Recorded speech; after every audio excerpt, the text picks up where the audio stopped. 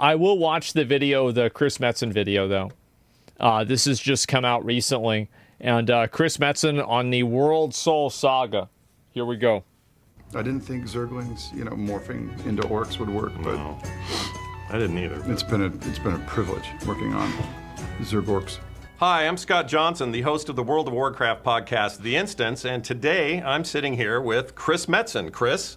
Scott, it's good to see you, man. Good to see you. How you feeling? I'm feeling pretty good. It's a crazy time. We're about to launch The War Within and, really kick off this massive Worldsoul Saga, which is a trip because, I haven't shipped a video game in, 8 or 9 years. So it's kind of wild going through this process again and just kind of feeling that anticipation, excited to see what people think. And when the product finally gets into people's hands, it's one of my favorite parts of the whole development process. Well, let me ask you this question, because you reminded me of how long this has been going. I remember firing up the World of Warcraft OG vanilla World of Warcraft and seeing a trailer that said, celebrating 10 years of Warcraft. And I remember then thinking, you got to be kidding me. That's insane. That's how long you've been playing these games. It was like Wrath, yeah. And now we're 20 years on top of that, 30 years total. That has to be a little overwhelming, especially given that you were here for most of that, had a bit of a break, now you're back. Does that weigh on you? Do you feel the heat from the time? No, I mean, how do you feel about Warcraft 1 and 2. how that entire process has gone? I don't feel kind of heat or like the weight of time, relative to expectation. It's really weird, being a little older, a little wiser. Feels like 100 years ago, feels like 5 minutes ago, all at the same time.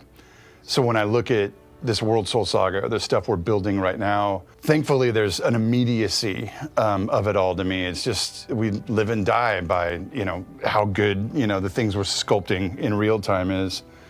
Trying to hold it all in your head, the weight of the past, it's kind of beyond me. I can't really wrap my head around like all the history all at once. Yeah, I think that's kind of a problem that like a lot of like long-term stories have. I mean, even George R.R. Martin said that he had this problem with like his books, where it's like keeping track of everything is like really hard to do.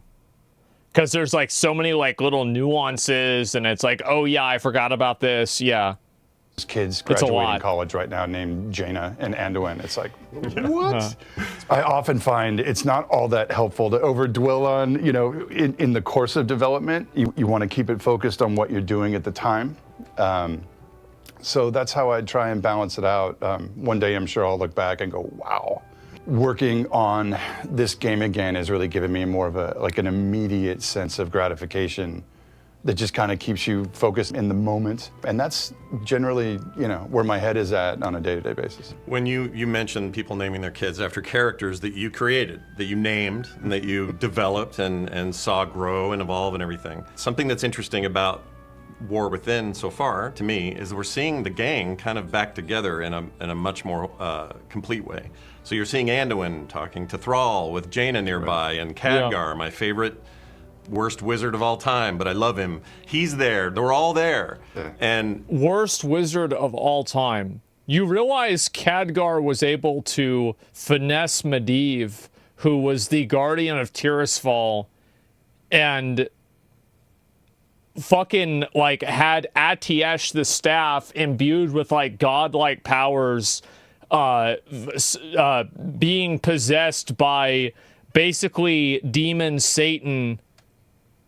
Khadgar isn't the worst wizard of all time. He's the greatest wizard of all time. What are we even talking about? And it's not even close. Like, Jaina, it's not, guys, it's not even close. What that tells me is that we're in for some coming together of a lot of strings, a lot of stuff that has been out there for 20 years that finally he's the greatest wizard in the Warcraft series now. Yeah, you're right. A little bit? I'll break it down. When I came back, I'm like, all right, let's go. World of Warcraft. Like, what do we got? What are we making? And they were in, they had already been doing War Within, or what would become, War Within, for about 10 months. While I liked what they were building and thought it was a cool next chapter in WoW. It sucked. Yeah. In my head, I'm like, this is stupid. 20th anniversary of WoW, like I want to have a feeling, like whatever the product becomes, I want to have a feeling of pulling all the toys out of the toy box, right? They like older characters, you know, the kind of macro themes that, you know, the series has been about all these years, Titans, Old Gods, Light and Dark. I wanted to feel like the anniversary was capturing, you know, like this kind of mix of all of the core flavors. And I think that that's a good point, right? Because like the way that WoW used to always be is that it had like a lot of macro themes, but there were like micro stories inside of them. Like, you know, for example, Tyrion and Itrig, right? Very, very small scale story, but inside of something very big. Or like Edwin Van Cleef, right? Very small scale story, but it was never really the focus of the game. Ultimately proofing out that there has been this storyline all the way through, that everything kind of converges into this crescendo. And in a very real way, how the War Within was shaping up, they're like, yeah, dude, like there's no way on earth, right? That, you know, that's going to divert the course of Mighty Rivers. There's no way to get that done on top of what we're already in production on. So that begat this idea of a larger saga. I'm like, okay, well, what if we can get there in X number of steps? You know, what if we can build to something just ridiculous, you know, but it might take a couple expansions to do. And somehow folks, you know, bought in on it, like, whoa, that's, you know, that's wild. Let's go. And so Taryn Gregory and I, Taryn's our, you know, principal story developer. So we work together every day, and you know, we talk a lot about like we want to involve all these epic characters, but like when they're in the scene, they eat all the oxygen, and they could just go off and solve for X. So it's this balance between including all these mega characters and then finding clever ways to get them out of the way, you know, so that the player has maximum agency and the newer characters we're introducing have space to breathe and live. It sounds like it was almost an advantage to come to something that had already been started. If you'd come to the end of Dragonflight and started from there, that's a little big, it's a bigger buy. It's like, well, wait a minute, where are we going now? We've been flying, okay, what does that mean? What do we do? And instead, you were presented with some beginnings, and then you got to decide where those beginnings took you. And vector it a little bit. You know, the trick to, after all these years, you know, creative direction, which even today, I don't know that I could do a thesis on, right? Creative direction is as unique as the person doing it and the chemistry of the team that you're working with. But kind of finding that balance again of having strong ideas and kind of saying like, I want to go this way, right? But the team had already been, you know, kind of constructing this thing. So it's a mix of maximizing kind of the things that they are most passionate about, the ideas that they're kind of dug in on, and finding a way to bend everything towards a singular purpose, but boosting their sense of ownership. So when you got up on stage at BlizzCon, it was pretty magical for players. This was pretty cool. That for myself and a lot of people that I know, and a lot of fans of the game saw this as a return to something. And I think we're coming off an excellent expansion in Dragonflight. But you got up and did something that surprised everybody, which was, we're not doing the normal, here comes the next expansion, here are the features, here's the storyline in its basic way. We are going to do a trilogy of essentially games. You spoke a lot about bringing, tying up some loose ends, but also creating a saga that is 3 parts, at least, and setting up really the next 20 years of the game, perhaps. That's very different than what... See, I think that's the mindset they have to have. Is that, like, you know how he was talking about earlier in this, how there's like so many loose ends and like random characters and like all these little variables and stuff?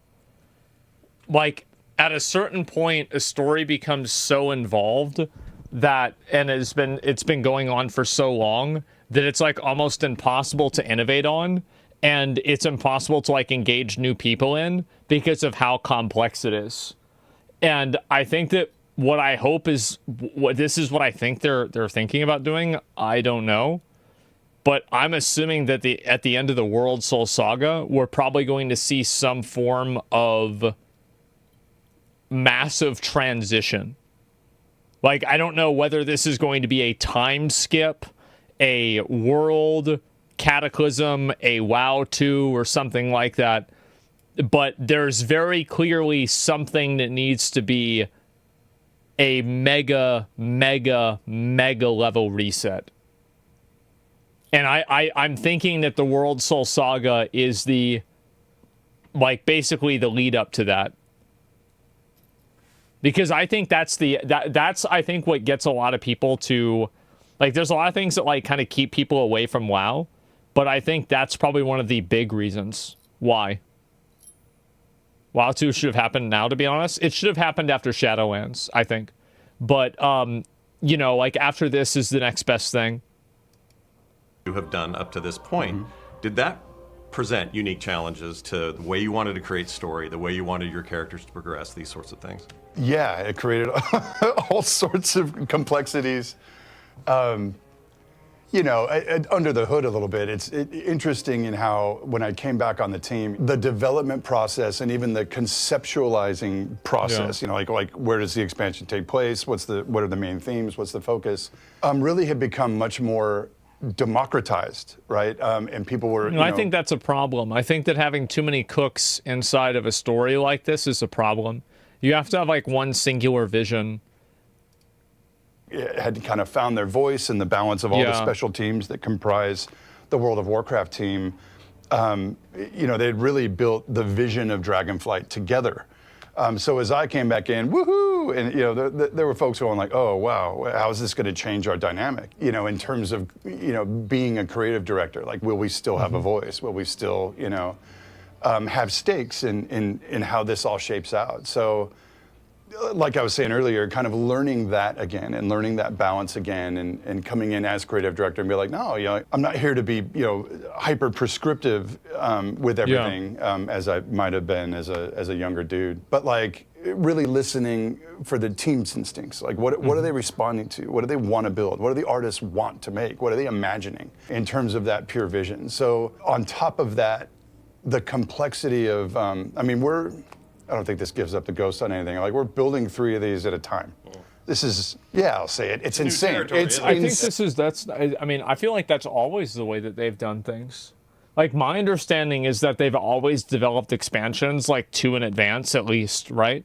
Insane, right? On top of the team, you know, over a year ago, having committed to, like, an 8-week cadence. So these folks we are moving so fast, you know, and so the difference here is, you know, guys like Taryn and I have to map out where we're going, like, way ahead of the caravan, which is its own really interesting kind of work, right? You know, checking in with everybody. Does this feel cool? Everybody hip? You know, I want to make sure that we're building things that, you know, not only, again, my instinct feels are cool and fun, but that the team is proud to build and that they feel they have a voice in and, you know, can express themselves through where the story's going, what the ideas are. We're already mapping out, you know, whatever, you know, 13.1 and 13.2 and how they actually play out and connect, and it's wild. But in a way, you get to step back and see a far more cohesive vision and a far more refined idea over time. So I think that definitely happened because, like, after Legion, it felt like Legion was, like, the ending of, like, the Warcraft 3 saga. Like, you could say Wrath was, but, like, really you always had the Burning Crusade. And, like, that was, like, the main real villain. And so, like, Sargeras was always the last boss. Without, you know, again, without, you know, spilling any beans, it's like, you know, we're already talking about, you know, the next few, you know, post, you know, upwards of, like, 17, and it's just keeping the conveyor belt going. You know, it's like we're loud and clear. You know, the fans want more content, you know, more regularly. So, in a way, just staying ahead of that curve and making sure that everything, again, is of purpose and telling this much longer story.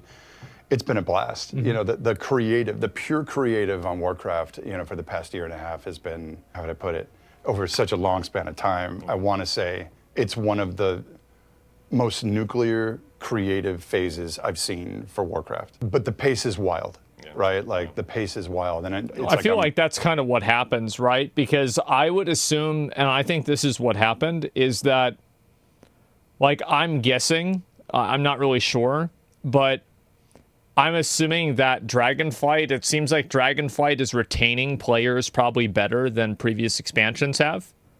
But I don't think it's probably like broadening the scope of the game in the same way that like BFA or Shadowlands did or Legion did. And I think that Blizzard is probably looking at WoW, and they don't want WoW to become like an aging franchise. You know, they don't want to have it turn into like StarCraft. Warband is massive for casual folks. I don't think that Warband or any of those features is actually going to attract a new audience of people, because in order to understand what a Warband is, you have to have so much prior knowledge to the game that you're not even the audience anymore. I ain't 30 anymore, so we joke around all the time, like, you know. Don't you think WoW's already aging? You know, company naps in the middle. So you think, Jamali, is WoW already aging? Yes, absolutely. Counter-Strike is older than WoW, I think. Or at least like World of Warcraft. There are games that are older than WoW that are still successful. And I think that Fortnite, you know, it's been almost 10 years, right? It's been the better part of 5 years. And Fortnite is still really going strong and doing really well. Like, look at Magic the Gathering, RuneScape. I don't think that the idea that a game, like, obviously, like, a game will obviously age in a way that will make it, like, harder to, like, approach for some people. But I think that the way that that approachability is measured is up for debate. The afternoon for the old folks. But it has been pretty amazing. That's a great way of thinking about it. Speaking of personal connections to characters and story, somebody close to you, who I think is a very wise human, once said, online somewhere, that Chris is Anduin in some ways, kind of worn out, beaten up by a straight period of like nonstop work, right? But also on the other end of it, he's a little bit back to being Thrall again. And those two characters represent these two parts of who this person is. How much of these characters moving forward, or even in the past, have represented you where you were in your life? Like some people say, well, the early versions of these characters are they were so metal. Like even Tauren chieftains, they look like, you know, these metal dudes and everything. And now they're aging, right? They're maturing. They're moving on in the world. Like you are, like everyone who's worked on this does. Like, that's time. It's two guys with gray hair talking about being old. Yeah, for sure. I think that's a problem, by the way. I do. I think it's good to have characters like that, but it's even more important to make sure that those characters are, like, developing new characters that are as exciting as the old ones were. Because, like, I think this is the case with almost everybody, right? And like, you know, for example, like Samwise Gamgee was made off of a specific person that J.R.R. Tolkien interacted with whenever he was an officer in the military in World War I. So, like, this is very common. Characters grow up and mature. No, I know that, but what I'm saying is that it's just that when you have characters that age out of the story, you need to make sure that those characters, like, you know, you need to be developing Garroshes in the same way that you are phasing out people like Malfurion or Thrall. You see what I'm saying? Zappy Boy, right? As a new example.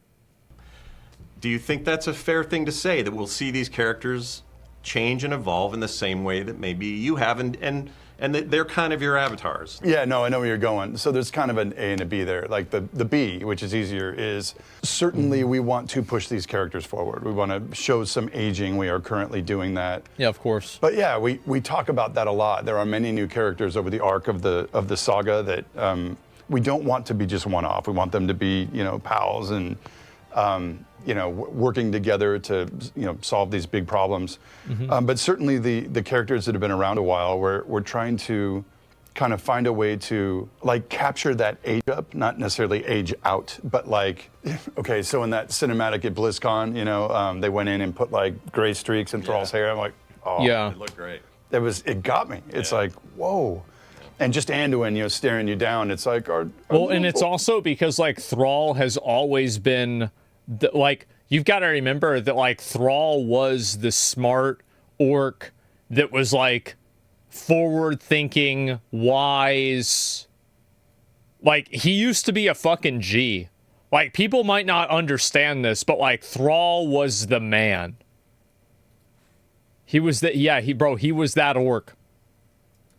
Boys all grows up, it's yeah. You feel for him. You're supposed to feel for him, right? Which was the point. But just the idea that these characters are moving through their own continuum and progressing and moving through stuff, like, what a trip, looking back from where we started, to the point where these are fairly fully realized characters within this setting. And it's just incredibly satisfying that way to see that progression.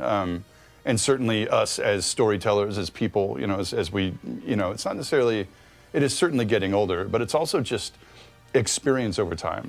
Big life moments, becoming parents, finding love, finding your career, all these big kind of life, hurdles. Yeah. It's like, I tell folks all the time, like, don't be afraid to pour yourself into this stuff. Even when you're like, oh God, will the people down the hall dig it? Will I be judged? Like, yes, probably. But the answer is, you're an artist. Go get it, right? Find your truth. Well, I think that's a good idea too. But it's just that, and this kind of goes back to like people being cool. Like Chris Metzen is really cool. So it works really well when he puts himself into his stories because he's cool. And like the issue is that when people that aren't cool put themselves into the stories. And that's the issue, right? Often when we're pulling from a place of like deeply personal experience, someone's going to feel that on the other end of the line. As you're playing the game, it's like some of those themes that really matter. Whether you're a writer, quest designer, narrative folks, cinematics, like the game design, like everyone kind of pours themselves into their craft, and the more genuine that is, and I think sometimes the more risk you take, I think you get more genuinely affecting content. I think people feel that. They feel you in it one way or another. There are many themes embedded in the Worldsoul Saga, evidenced by different characters, that are very pointedly things that I think today, or I'm struggling with today, for sure. But again, I think about it in terms of like, as the team's creative leader, that's not the job as much. Often I think the job is like trying to learn to call them out, and challenge them to kind of breathe their own experience into it, as opposed to pouring my own in. So it's a balance. I assume and I think like a lot of people see the issue is that a lot of people take criticism with that, but the instance is actually not in the action, but the actor. So this behavior is actually great. And it's something that in many really good stories is reflected in many cases. But the instance is that a lot of times people tell stories that are self-indulgent or annoying, or the people that are writing a story about themselves want to be a Mary Sue or something like that. Yeah, you don't want idiots bringing themselves into the game. Is there an example of a character getting older in a video game that makes the game better? I think that Kratos is probably a more multi-dimensional character than he was originally in God of War. I think that's a good example. I would say Kratos. Probably the best example. Snake. Like, I like, my last one was Metal Gear Solid 3, so I just don't have frame of reference for that. Charles Xavier. I think Magneto. Like, Magneto in my, like, Charles Xavier in my, like, Magneto's, like, one of the most interesting X-Men, right? In my opinion. He's cool. He's, like, the coolest one, in my opinion. And so, maybe, I don't know, maybe Wolverine is my favorite. It's hard to say, but he's one of my favorites. And so, like, there's definitely that. Let me think, another example. Geralt of Rivia.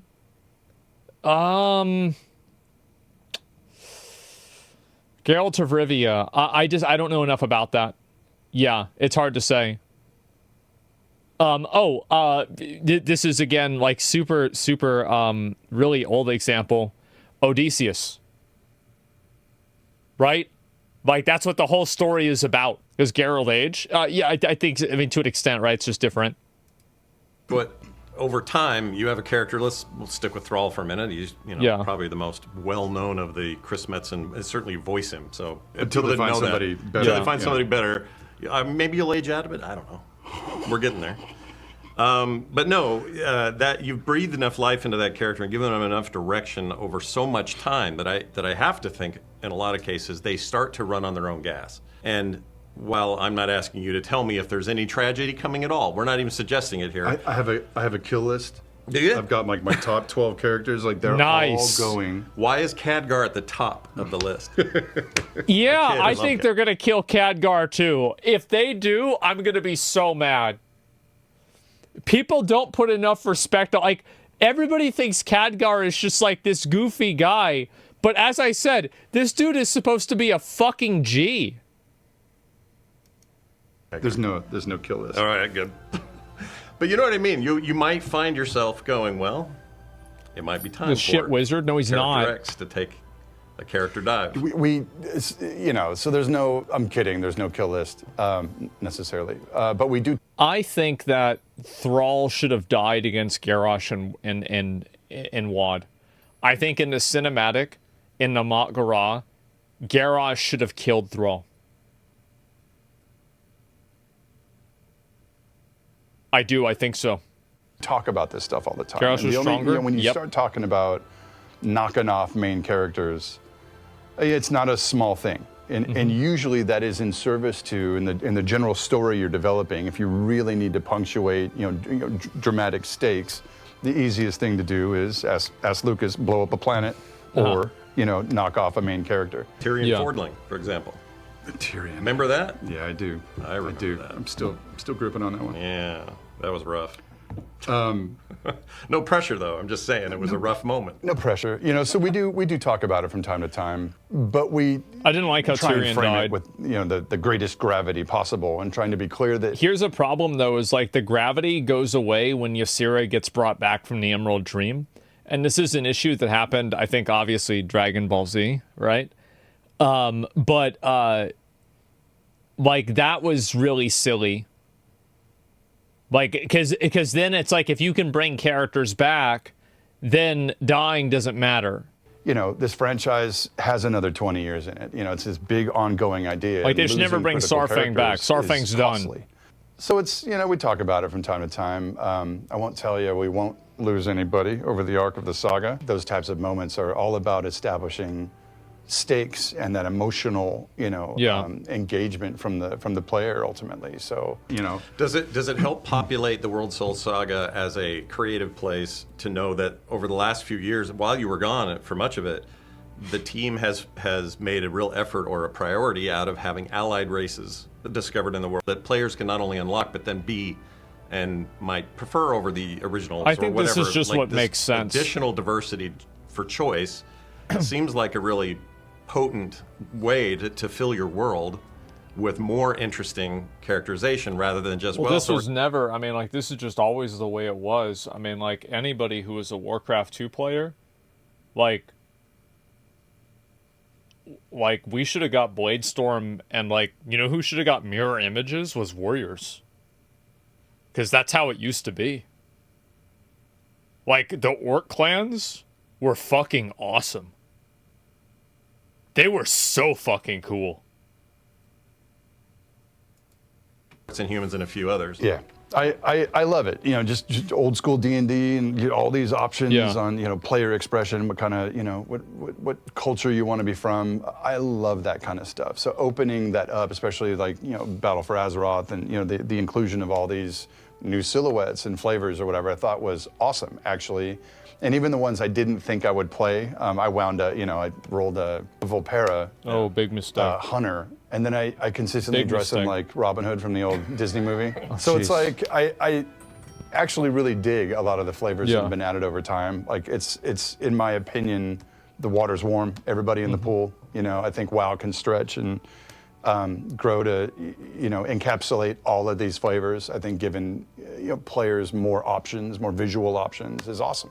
At the end of the day, I think erring on the side of player choice, player agency is the right move. Like why you're playing this game in the first place, right? When you imprint, especially when it's your character, when you imprint on a look or a vibe or like a vision that you're. I can say Vulpures are ridiculous, but I mean Tauren were seen as ridiculous whenever they came out too, right? So like I get how like there's a bit of a double standard, but I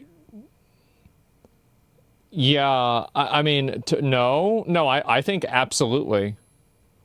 Like, I remember very clearly my friend Zach got killed by a Tauren in, like, PvP, and he took a sheet of paper and he made a picture of, like, a farmer having sex with a cow, and then he put equals Tauren, and he spelled Tauren wrong, and that sheet of paper is still on my wall. That was from Vanilla WoW. No, this was absolutely memed on back in the day. It 100% was. Connect with, it's like, go, get it. So let's bring it full circle to what is imminent, which is War Within. Yeah. Players have a lot of expectations. Some of it is based on just excitement because there is a 3-part saga game in coming. history. They're not used Yeah. to that. There's a whole new structure to this. So what would you say to players who are pins and needles about this next expansion, the start of the big grand story? As we were talking about earlier, we've never been in a situation where we've shaped the whole giddy up, all at once. So there's the adventure component of the War Within, and then there's the max level campaign, and then there's the subsequent patches, and it's all been designed to kind of play out over time. Narrative threads and sinews, kind of linking everything together. Personally, a little biased, but I think it's off the hook, right? At the end of the day, I would want people to remember it is still only, however, part one of a much larger narrative.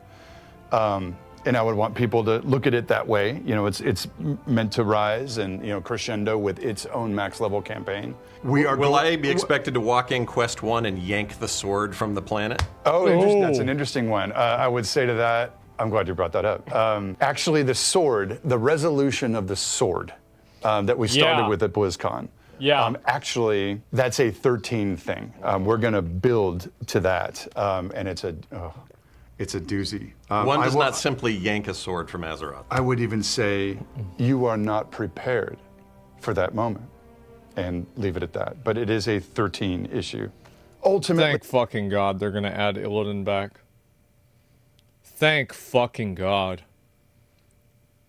Like, maybe this is gonna sound really toxic for me to say, but I feel like the game is way too feminine now. I want to see more badass male characters doing badass things. And Illidan was the pinnacle of that.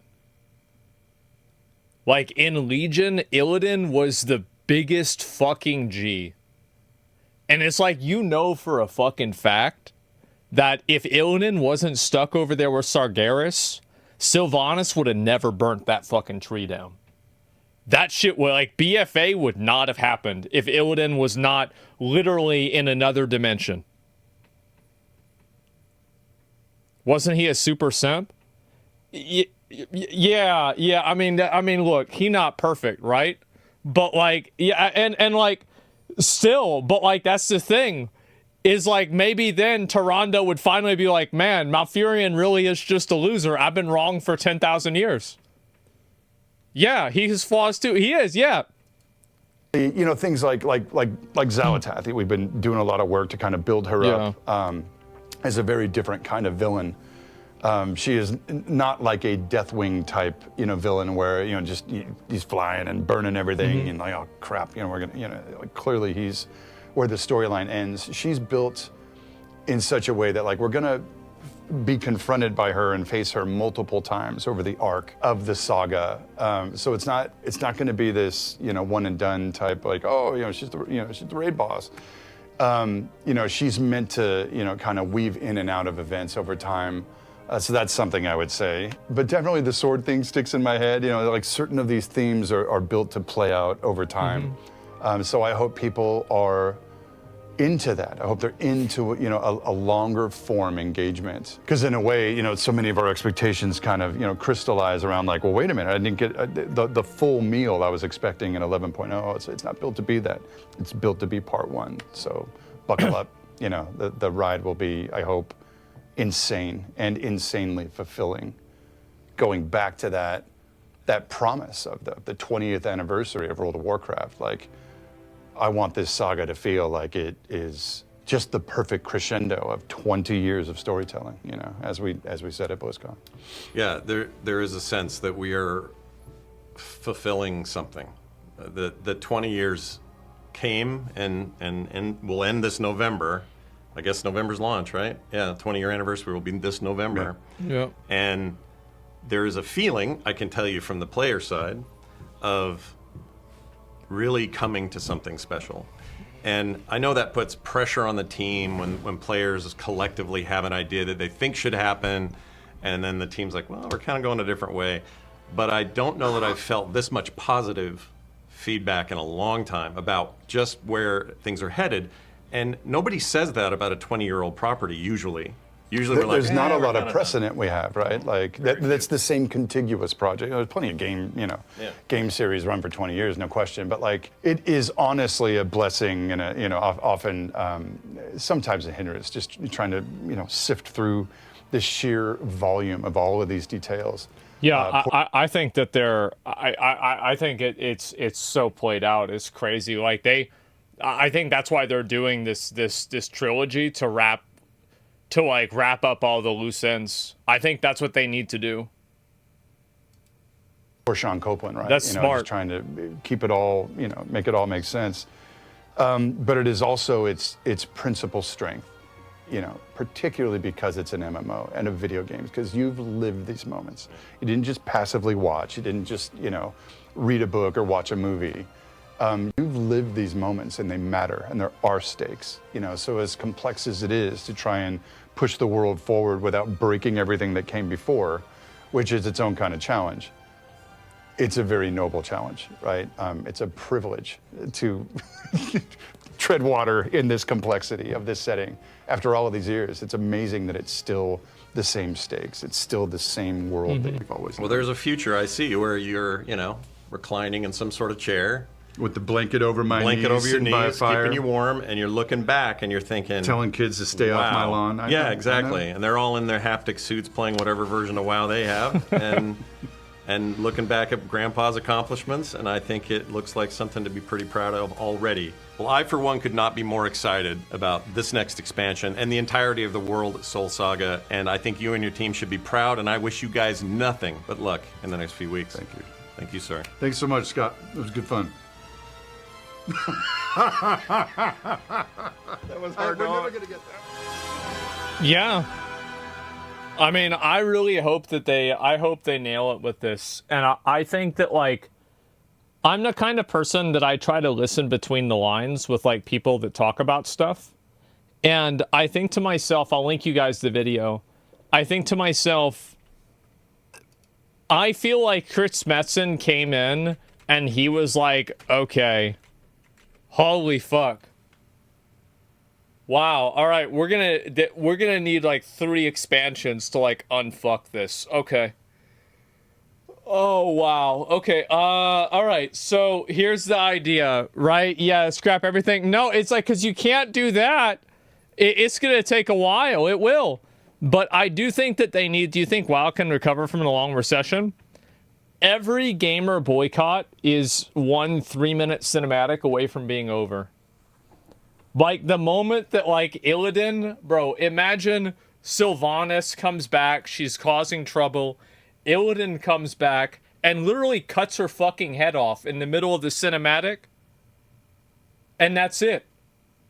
It's done. In front of, like, a full CGI and everything. And everybody's shocked, and he's like, you're welcome. And that's it. Yeah, impactful. Yeah, it would immediately bring people back. Pre-order immediately, right? So no, I don't think that it's not over until you give up, right? That's yeah, the job's done. Exactly. Yeah, sometimes the hand of fate must be forced. Yeah. No, it's easily that could have happened. No, it's the gameplay. Yeah, yeah. I think that really the story does matter a lot. I'll bring it back.